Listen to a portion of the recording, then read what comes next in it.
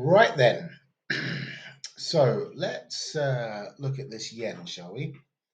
There haven't been any confirmations as of yet. I'll pause the video and just check that I'm right in that. Yeah, nothing out so far. But I wanted to really extend on the video I put out earlier, just as it happened. So USCPI came out, bang. We took the first pullback on the 15-minute chart, underwater just for a little while, and then starting to move up. And this had prospects to go much higher. Now, there was a complete turnaround in the market. And um, generally speaking, there's been no real foundation to it that I can find, um, other than talking about that there were no sellers left in the stock market. I mean, that's just nonsense. Trust me, there are plenty of sellers around. Um, so I don't know what went on, but the consensus is among, well, certainly us that chat away in Forex, that the Bank of Japan started calling up the dealing rooms, um, anticipating that if they didn't, then that dollar was going to really take off. So, this is, call it conspiracy, whatever you want to, but at the end of the day, it makes a lot of sense to me that if you've got the Bank of Japan and the Ministry of Finance, top officials calling up the likes of Citibank and asking for prices, then that's going to get around the market very quickly, and you're not going to be wanting to be long of dollars, um, not unless you want to take the Bank of Japan on. Now, we know from history that, Soros was able to do that with the Bank of England and completely crippled them.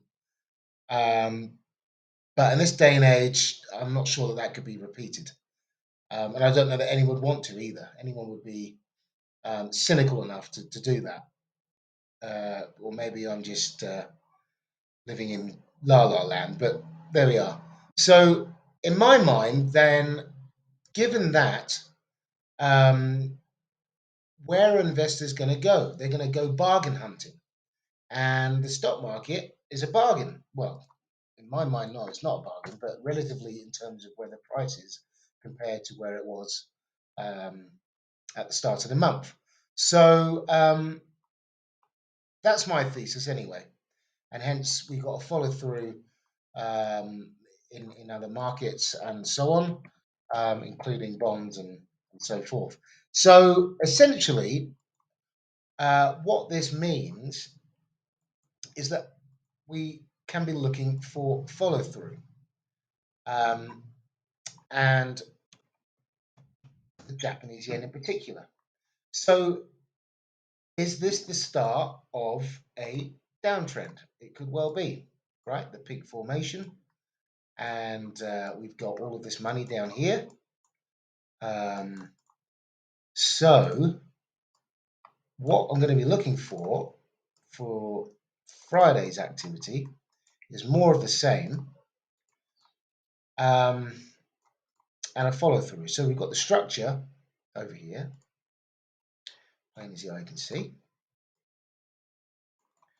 We've got nearer term lows here to start confirming the downside bias. So we'll be looking for a chop into here for the move down.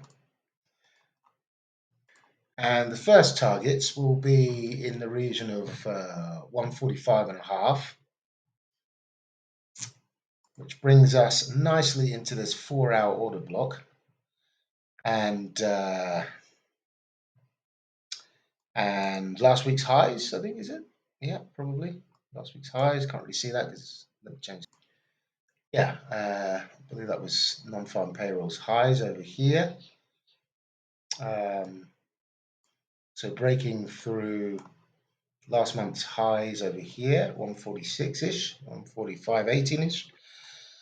Um, that will open up last week's highs, 145 and a half ish, for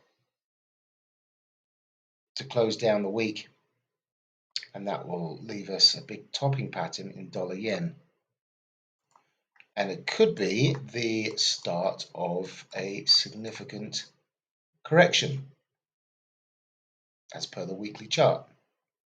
And if we were to draw the Fibos, we've got a 38.2 retracement down here in all this congested area,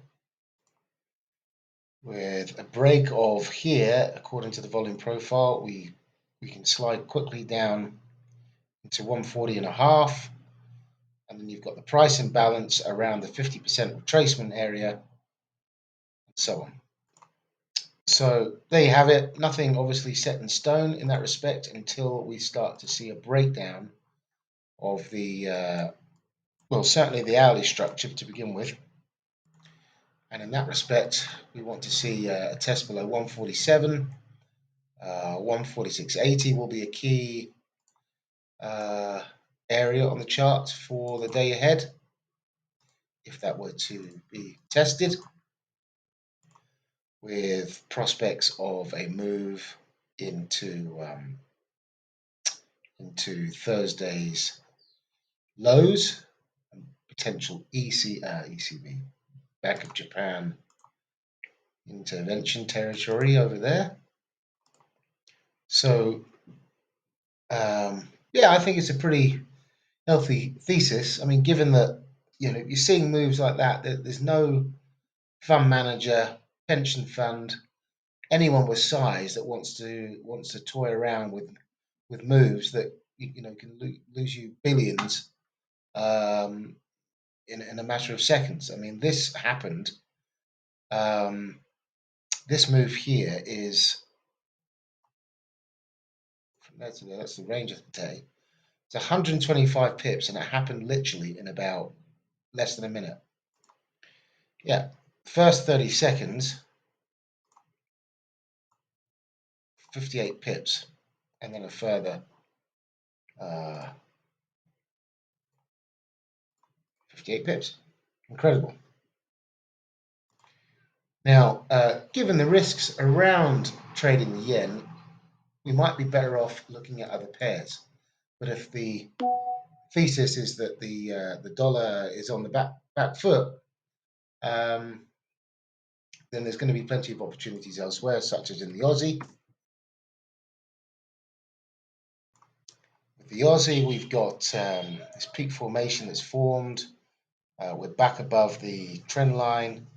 We're moving up into, I'll just turn this white because it's some of this lighter background.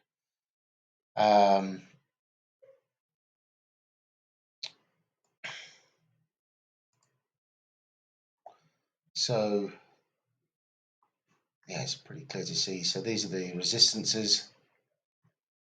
So if we can get above 63.5, then the bulls are going to be in control, and we'll be looking for opportunities in the equities hours of the forthcoming sessions for Friday and next week, for a move back into 65. But let's see how things pan out. Often we can have significant data and whipsaw price action, and it takes a day for price discovery to play out. And it may be that the market wants to get back involved with the dollar again. This is an initial cleanup of old stops and so on, stale stops, and back we go and continue with the trend.